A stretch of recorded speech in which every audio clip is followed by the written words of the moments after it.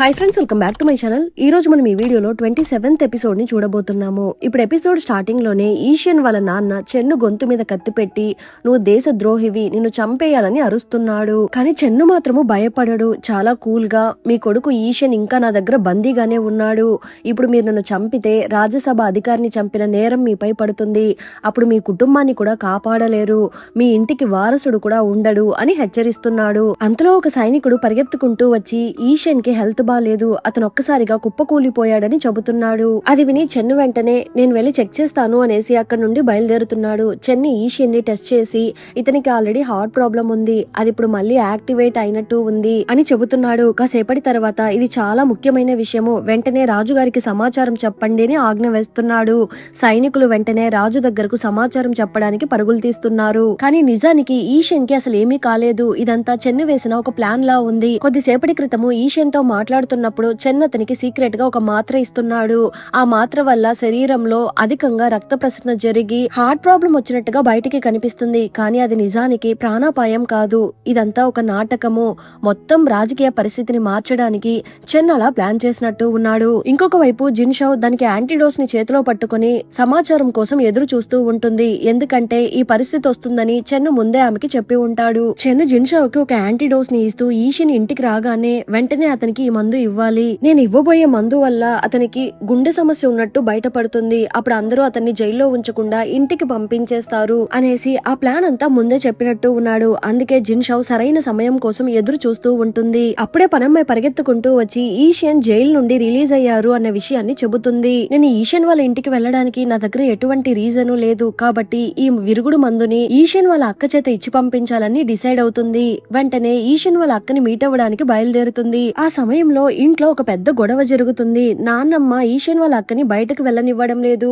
మార్కీస్ కుటుంబము ఇప్పుడు కష్టంలో ఉంది, వాళ్ళతో సంబంధం పెట్టుకుంటే మన కుటుంబం కూడా చాలా ఇబ్బందుల్లో పడుతుందని అంటున్నారు. అందుకే ఎవరు ఇంటిని వదిలిపెట్టి బయటకు వెళ్ళకూడదని ఆజ్ఞ వేస్తున్నారు. అప్పుడే జిన్షౌ మధ్యలో అడ్డుపడి ఈషియన్ వాళ్ళ కుటుంబం మీద ఇప్పటికీ సైన్యంలో చాలా మందికి గౌరవం ఉంది, ఇప్పుడు వాళ్ళు కష్టకాలంలో ఉన్నారు, ఇలాంటి సమయంలో మన బంధువులకి మనమే హెల్ప్ చేయకపోతే ఎలాగా అని అడుగుతుంది. ఆ మాటలు విన్న వెంటనే నాన్నమ్మ కూడా తన నిర్ణయాన్ని మార్చుకుంటున్నారు. చివరికి ఈషియన్ వాళ్ళ అక్కకి తన పుట్టింటికి వెళ్ళడానికి పర్మిషన్ ఇస్తున్నారు. ఇప్పుడు బండిలో ఇంటికి వెళ్తున్నప్పుడు జిన్షౌ ఈషియన్ వాళ్ళ అక్కకి ఒక పెద్ద సీక్రెట్ చెబుతుంది.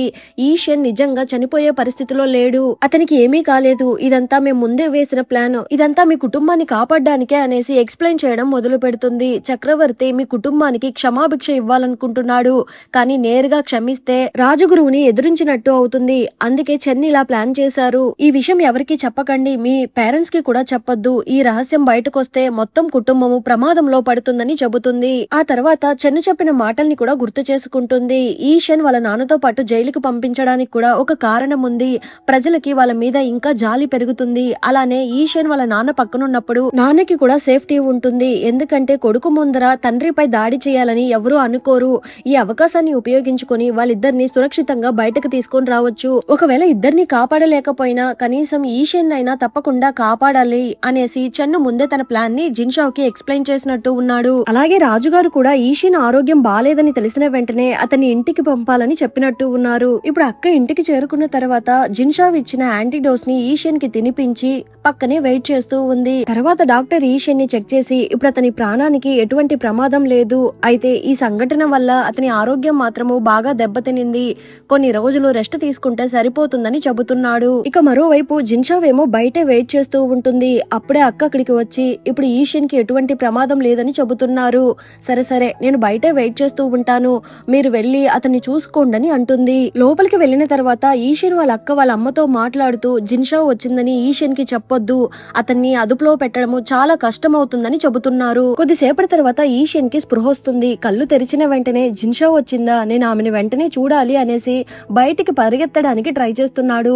కానీ ఆ అక్క వెంటనే అతన్ని అడ్డుకొని నువ్వు ఇప్పుడే లేవకూడదు, చాలా పెద్ద ప్రమాదం నుంచి నువ్వు ఇప్పుడే బయటపడ్డావని చెబుతుంది. కానీ ఈషియన్ మాట వినడు, నేను ఆమెని తప్పకుండా చూడాలి అనేసి బయటకు వెళ్ళబోతున్నాడు. అప్పుడే అక్క కోపంతో అతన్ని చంపదెబ్బ కొడుతుంది. ఆమె కోపంగా జిన్షౌ ఎందుకు ఇంట్లోకి రాకుండా బయటే వెయిట్ చేస్తుందో నీకు అర్థం కావడం లేదా, నువ్వు నీ గురించి మా గురించి ఆలోచించకపోయినా పర్లేదు, కనీసం నువ్వు ప్రేమిస్తున్న ఆ అమ్మాయి గురించి అయినా ఆలోచించు, ఆమె జీవితాన్ని నాశనం చేయాలనుకుంటున్నావా, ఆమె పేరుని చెడగొట్టాలనుకుంటున్నావా అని గట్టిగా అడుగుతున్నారు. ఆ మాటలు విని ఈషియన్ సైలెంట్ సైలెంట్ అయిపోతున్నాడు.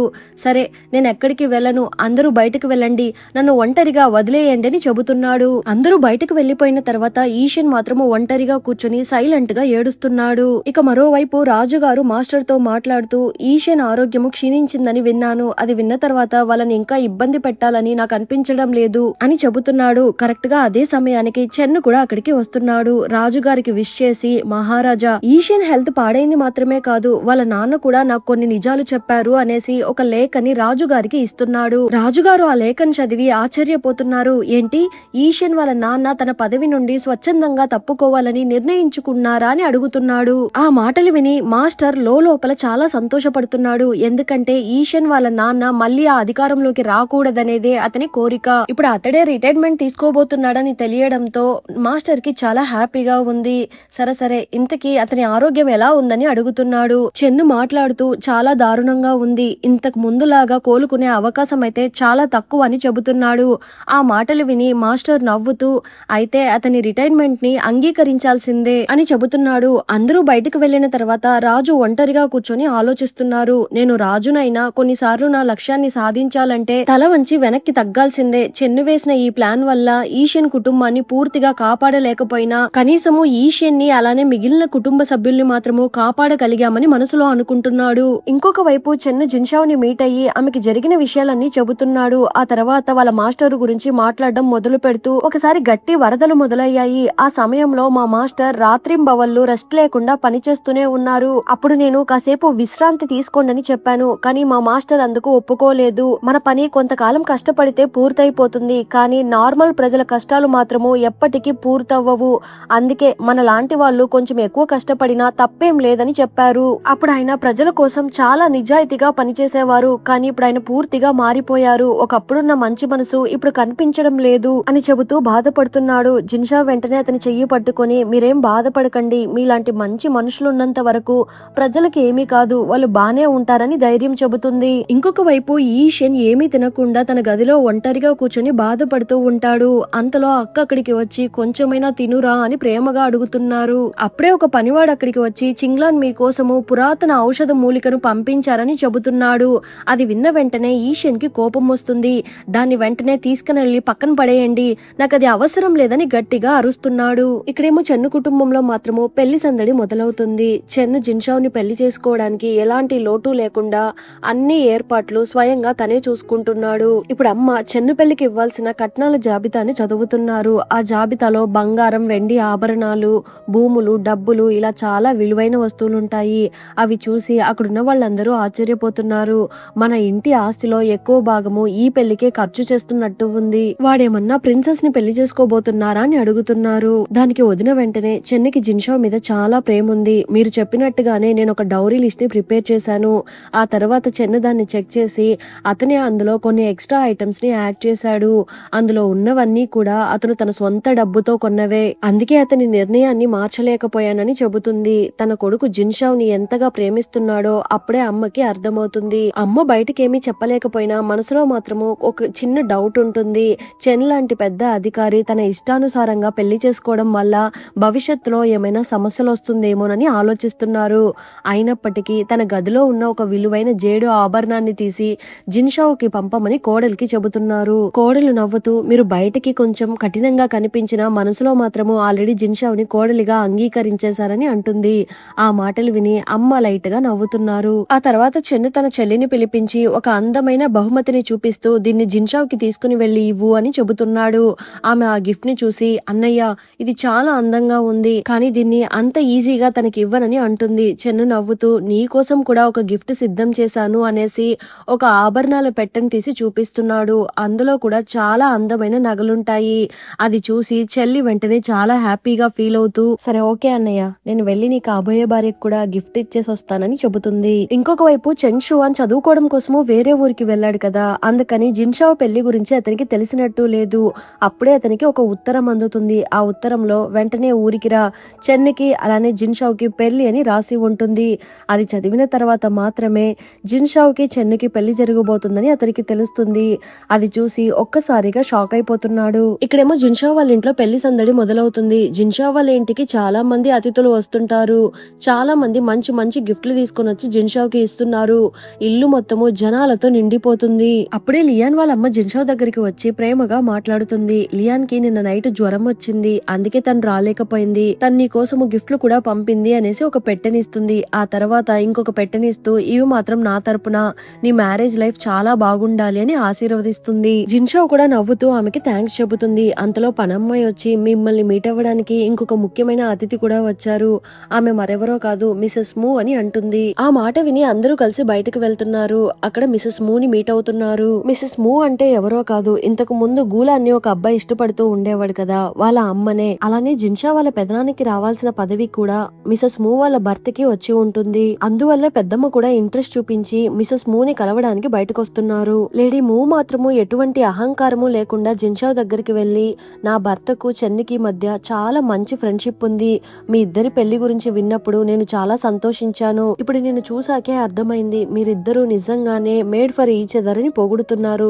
జిన్షావ్ కూడా ఆమెకి థ్యాంక్స్ చెబుతుంది. అప్పుడే గూలాన్ కూడా అక్కడికి వస్తుంది. జిన్షావ్ గూలాన్ని ఆమెకి పరిచయం చేస్తూ ఇది నా చెల్లెలు గూలాన్ అని చెబుతుంది. ఓ అయితే నువ్వే గూలాన్నా అని మిసెస్ మూ కూడా ప్రేమగా అడుగుతున్నారు. అంతలో గూలాన్ ఒక అందమైన డ్రెస్ ని జిన్షావ్ కి ఇస్తూ, అక్క నా దగ్గర పెద్దగా డబ్బులు లేవు, అందుకే ఈ డ్రెస్ ని నేనే స్వయంగా నా చేత్తో ఎంబ్రాయిడింగ్ చేసి నీకోసం తీసుకుని వచ్చానని చెబుతుంది. ఆ డ్రెస్ ని చూసి జిన్షావ్ చాలా హ్యాపీగా ఫీల్ అవుతుంది. నాకు వచ్చిన గిఫ్ట్ అన్నిట్లోనూ ఇదే బెస్ట్ గిఫ్ట్ అని పొగుడుతుంది. మిసెస్ మూ కూడా ఆ డ్రెస్ ని గమనించి, ఓ ఇది నువ్వే కుట్టావా, చాలా అద్భుతంగా ఉందని మెచ్చుకుంటున్నారు. గూలాన్ కూడా సిగ్గుపడుతూ థ్యాంక్స్ అని చెబుతుంది. అంతలో పనివాళ్లు చెన్ను కుటుంబం నుంచి చెన్ను వాళ్ళ చెల్లెలు కూడా వచ్చారని చెబుతున్నాడు. జిన్షా వెంటనే ఆమెను ఇన్వైట్ చేయడానికి బయటికి వెళ్తుంది. చెల్లెలు లోపలికి రాగానే, నిజం చెప్పాలంటే నాకు ఈ రోజు రావాలనిపించలేదు, కానీ మా అన్న నిన్ను ఈ రోజు ఒంటరిగా వదలొద్దని చెప్పాడని నవ్వుతుంది. ఆ తర్వాత చెల్లి జిన్షా మీద ప్రశ్నల వర్షం కురిపిస్తుంది. మీ ఇద్దరు ఎప్పుడు ప్రేమలో పడ్డారు, ఎప్పటి నుంచి ప్రేమించుకుంటున్నారు, మీ ఏజ్ సెరమనీ ఫంక్షన్ లోనా లేక ఫెస్టివల్ లోనా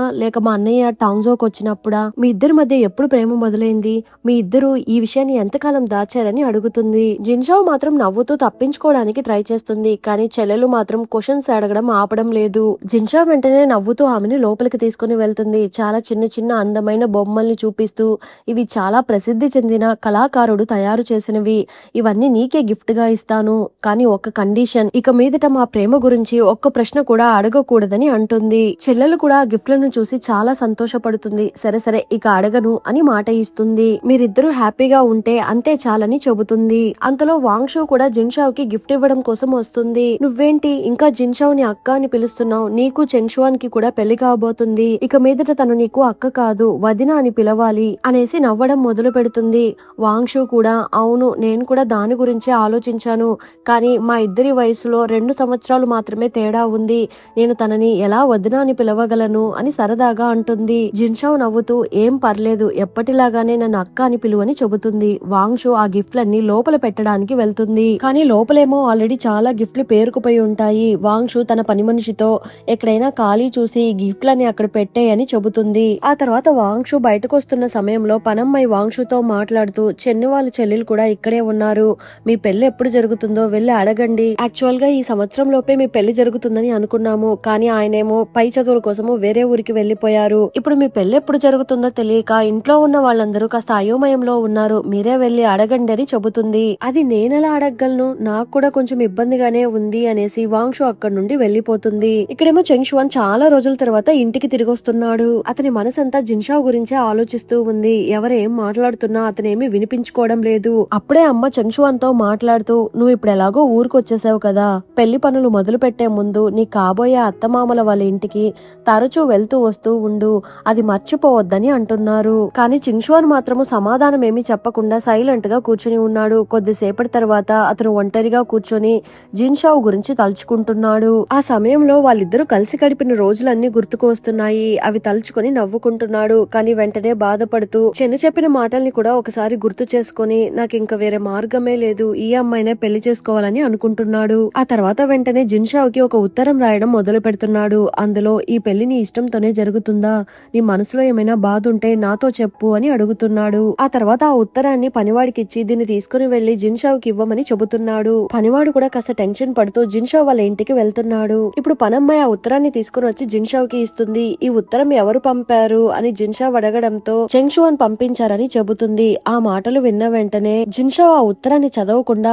అక్కడికక్కడే మంటలో కాల్ చేస్తుంది. ఇక ఆయన గురించి నేను తెలుసుకోవాల్సిందేమీ లేదు అని చెబుతుంది. పని మనిషి కూడా అవును మీరు చెప్పింది కరెక్టే, ముందు మాట తప్పింది ఆయనే, ఇప్పుడు ఆయన గురించి తెలుసుకొని మనమేం చేస్తాము, దాని వల్ల మనకేం ప్రయోజనం ఉంటుంది అని అంటుంది. సరే సరే, చెంగ్షువాన్ వాళ్ళ అసిస్టెంట్ ఒకవేళ ఇక్కడే ఉంటే నువ్వు వెళ్ళి అతనికి ఒక మాట చెప్పు, నేను ఈ పెళ్లిని మనస్ఫూర్తిగానే చేసుకుంటున్నాను, నా నిర్ణయంపై నాకు ఎటువంటి పశ్చాత్తాపము లేదు, చెన్షువాన్ కూడా గతాన్ని మర్చిపోయి ముందుకు వెళ్ళాలని నేను కోరుకుంటున్నానని అతనికి చెప్పు. అలానే ఇక మీదట ఆయన దగ్గర నుంచి ఎటువంటి ఉత్తరం వచ్చినా నువ్వు తీసుకోవద్దు అని చెప్పి ఆ ఉత్తరం కాలిపోయే వరకు చూస్తూ ఉంటుంది. అంతటితో ఎపిసోడ్ ఎండ్ అయింది. మళ్ళీ నెక్స్ట్ ఎపిసోడ్ లో కలుద్దాం. ఎపిసోడ్ ఎలా ఉన్నదో తప్పకుండా కమెంట్ చేయండి. ప్లీజ్ సపోర్ట్ చేయండి. Thanks for watching.